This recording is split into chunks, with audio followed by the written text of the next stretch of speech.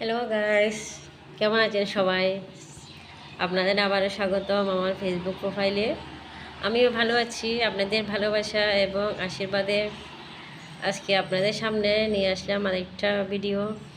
দেখুন, আমরা পরিবারের সবাই মিলে পতেঙ্গা গিয়েছিলাম, পতেঙ্গা সি বিচ।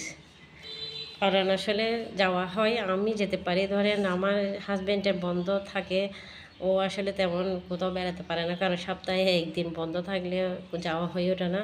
আজকে কিন্তু ফাইনালি সবাই মিলে চলে গেলাম বাচ্চাদের নিয়ে, আমি আর আমার হাজব্যান্ড। ওখানে গিয়ে প্রথমে আমরা বসি কিছু খাওয়ার জন্য। আসলে সাগর পাড়ে এরকম বসে বাতাস খাওয়া এটা খুব ভালো লাগে, কারণ উন্মুক্ত বাতাস, যেখানে গেলে আসলে এমনিতে মন ভালো হয়ে যায়। আমার কিন্তু সাগর পার খুব ভালো লাগে। আমরা প্রথমে দুপুরের খাওয়াটা সেরে নিই, বাচ্চাদের জন্য বিরিয়ানি নিয়ে নিই। আমি অবশ্য সাদা ভাত খাই, কারণ আমার বিরিয়ানি তেমন ভালো লাগে না।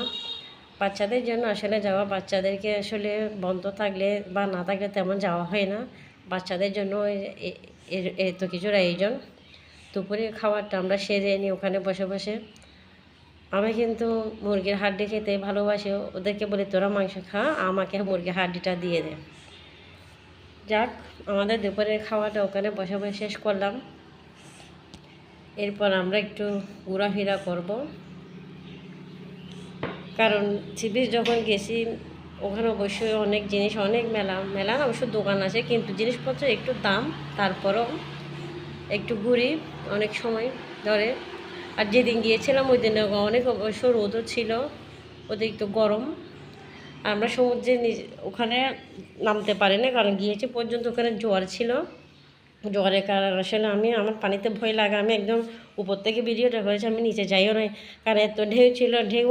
ঢেউ বাতাসের কারণে ঢেউর পানিগুলো আসলে উপরে উঠে আসে, মেয়ে দুটো একদম ভিজে যায়। এরপর ওদেরকে বলে এত ভিজিস না, কারণ জ্বর টর হয়ে যায়।